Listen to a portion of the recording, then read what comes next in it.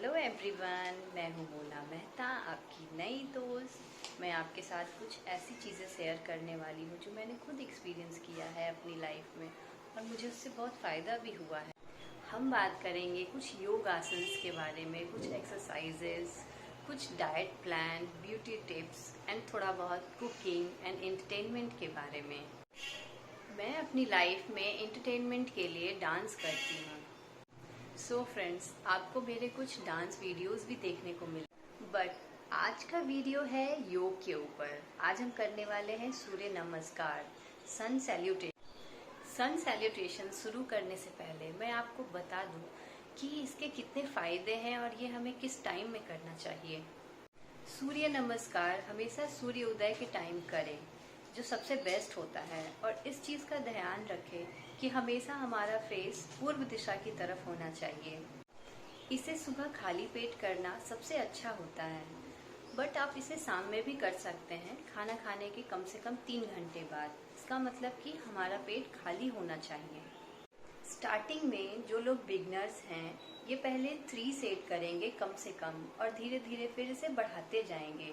Set का मतलब है फर्स्ट टाइम राइट लेग से और सेकंड टाइम लेफ्ट लेग से। इट मीन्स दोनों को मिलाकर हुआ 1 सेट। ये हमारे पूरे बॉडी पे काम करता है। इसे हम सारे आसनों से पहले करेंगे, जिससे हमारी बॉडी वार्म अप हो जाती है।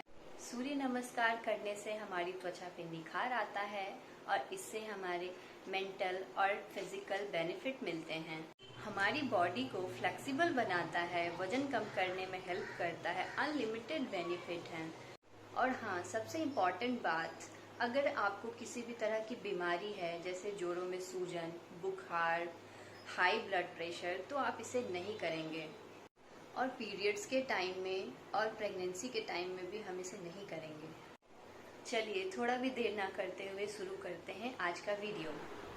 सबसे पहले हम अपने दोनों पैरों को एक साथ जोड़ते हुए बिना कंधों को झुकाए सीधे खड़े हो जाएंगे।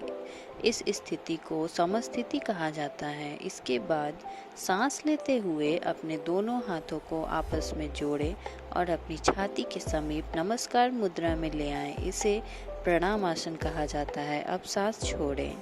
इसके बाद धीरे धीरे सांस अंदर लेते हुए अपने शरीर को कमर के ऊपर की ओर से खींचें और अपने हाथों को अपने सर के ऊपर ले जाते हुए अपने सर और कमर को पीछे की ओर झुकाएं। अपनी टांगों को सीधी रखें। इस आसन को हस्तोत्तनासन कहा जाता है।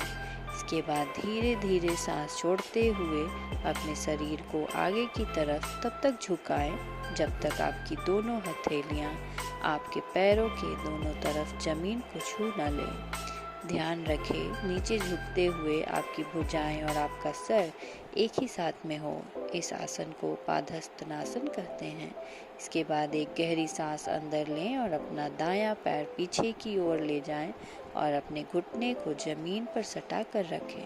सुनिश्चित करें कि हमारा दायां पैर पंजों पर हो और बायां पैर का घुटना 90 डिग्री पर हो और हाथों की हथेलियां जमीन पर हो।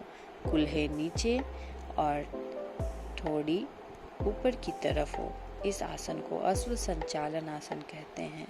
इसके बाद एक गहरी सांस छोड़ते हुए आप अपना बायां पैर इस प्रकार पीछे ले जाएं कि वो हमारे दाएं पैर की सीध में हो।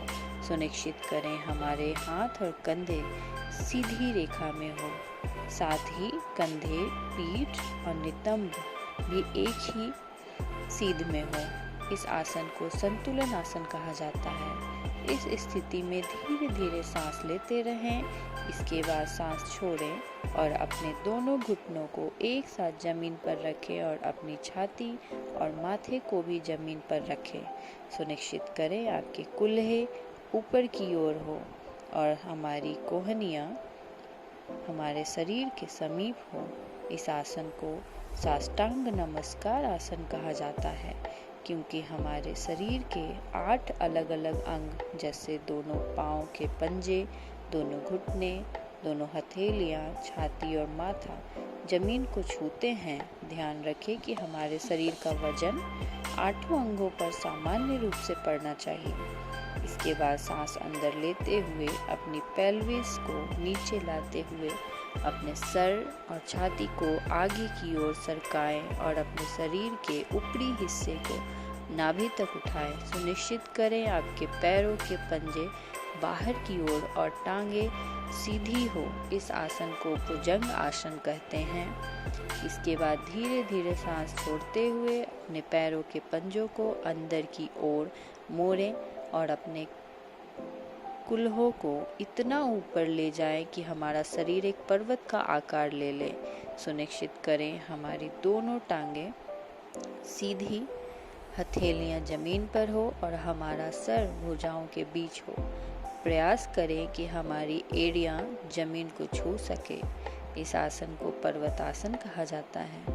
इसके बाद अपने कुल्हों को नीचे लाएं और सांस लेते हुए अपने दाहिने पैर को आगे लाएं और अपने बाएं पैर को जमीन पर रखते हुए फिर से अश्व संचालन आसन में आ जाएं। इसके बाद अपना बायां पैर भी आगे लाएं और सांस छोड़ते हुए फिर से पादहस्तासन में आ जाएं। अब धीरे धीरे सांस अंदर लेते हुए अपने शरीर को सीधा करते हुए अपने दोनों हाथों को ऊपर की ओर ले जाएं और फिर से हस्तोत्तनासन में आ जाएं। सुनिश्चित करें कि ऊपर आते हुए हमारी भुजाएं और सर साथ में ऊपर आए। धीरे धीरे सांस छोड़ते हुए पुनः प्रणाम आसन में सीधे खड़े हो जाएं। अब इस पूरे प्रक्रिया को हम अपने बाएं पैर से दोहराएंगे।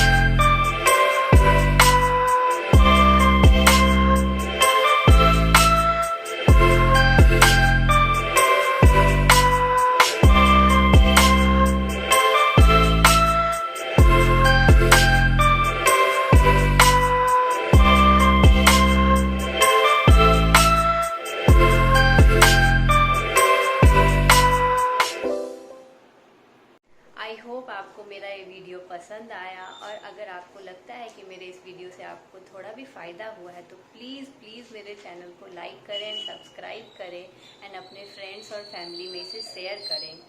बहुत जल्द मिलूँगी एक नए वीडियो के साथ। तब तक के लिए बाय बाय। खुश रहें, घर में रहें और अपना और अपने फैमिली का ख्याल रखें।